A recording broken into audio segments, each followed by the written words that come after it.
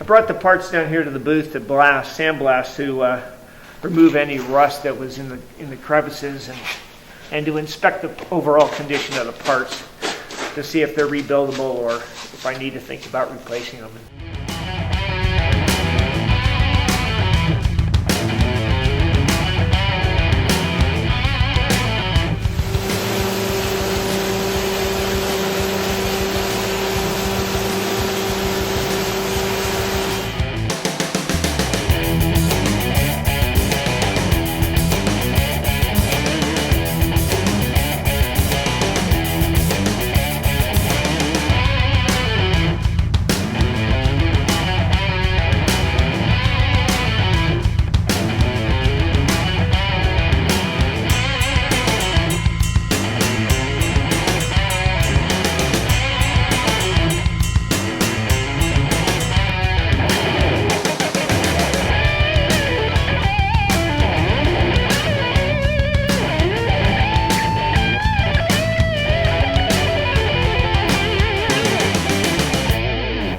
The bonnet itself is in pretty bad shape. It all depends upon how much I'm going to spend on that, but the doors, I didn't know what to find. They were in really good shape, no rust to speak of. And then the hood, of course, that was my biggest concern. The next part we'll be bringing in will be the total body of the car. We'll be blasting that. There is quite a bit of rust panels that need to be replaced, and I'm collecting those before I even get started. But I have no option on that. I have to rebuild that. But the hood may be something that we'll fix or replace down the road. It's got a lot of filler right here. You can see there's a big crease right there. Obviously, someone decided they didn't want to try to take that out, and they thought the easiest way to go would be to just Bondo the hell out of that. So doors can be available, but I'm probably going to try to remove that dent.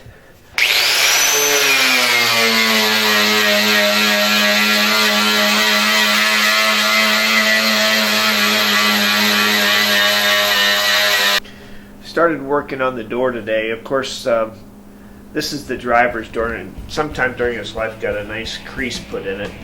Someone put probably a pound or two of Bondo in the crease, and I can buy replacement doors, but I thought I would try to at least try to take this out and see if I can't fix the dent myself.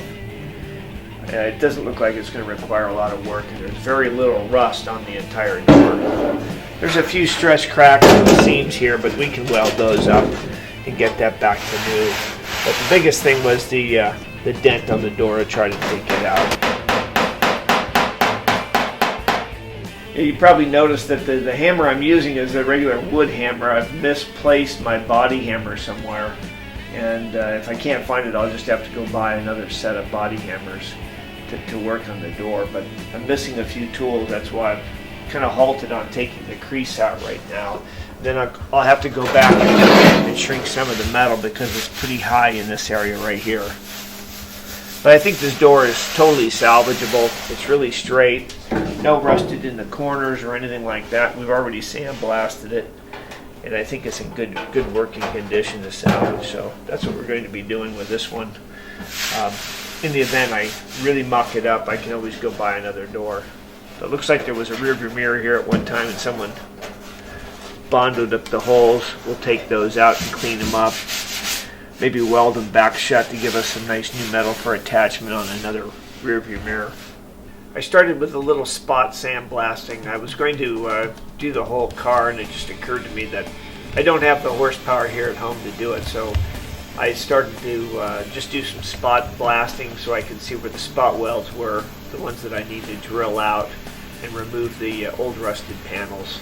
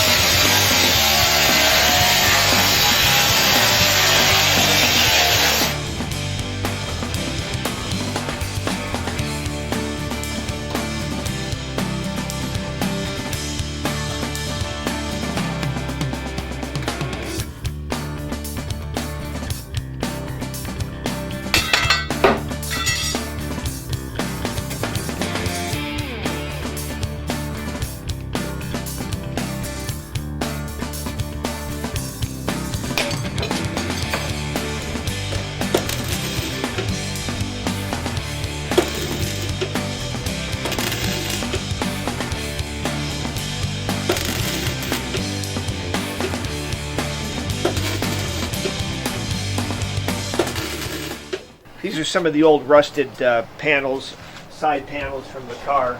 I was able to cut it off the other day and then trim off a lot of the other old panels and start rebuilding some patch panels so that the new panels will fit. Of course, they still need a lot more welding to be done and cleaned up, but these panels will hold the new panels in place and allow for proper alignment of the flooring, which is an important part. I have a lot of patch panels I have to do down here for floor support, and then I still need to get in and drill out the rest of the spot welds for this back panel here, remove this.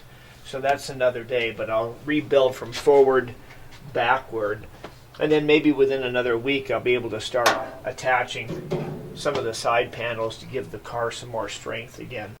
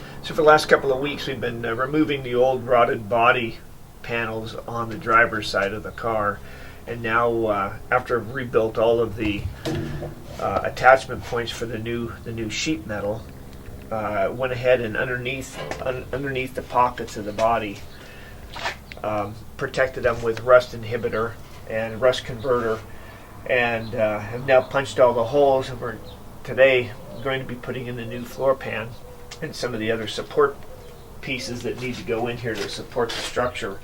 Once we get all that done and attached, this next week we'll be removing this side panel here and removing the A pillar. I've left this all in touch because it wasn't needed to remove that to take care of this first. And I didn't want to remove too much of the body panels and too much of the structure because I do have it hanging on my homemade rotisserie.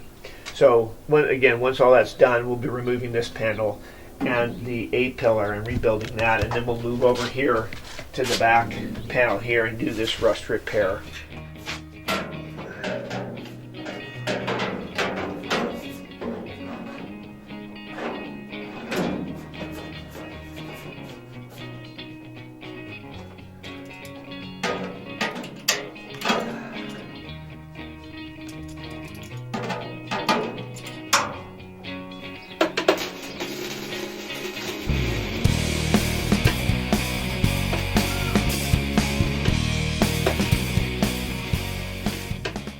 So I thought the floor pan would go a little faster than this, but there's about 120, 130 spot welds to weld, and but it's fitting in really good. Really pleased with what's going on right now. Seems to have all fit well, and with any luck, in the next day or so, I'll have the rest of this all welded in, so I can start to attack again the A pillar and the footwell on the driver's side.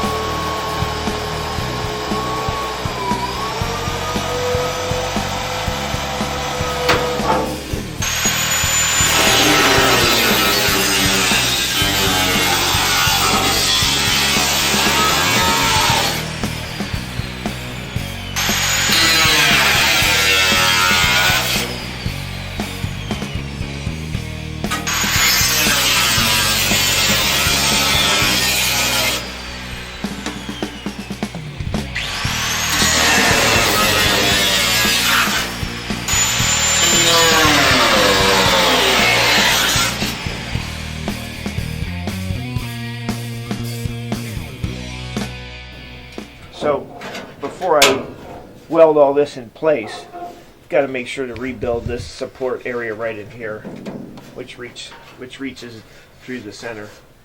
And then once this gets all welded in place, then the cap here goes on. It gets welded in place. And then this cover gets welded over top of that like that. And this is what the door bolts to. So it's really important that it all gets welded and fit on nice and tight. This piece actually goes just about right like that.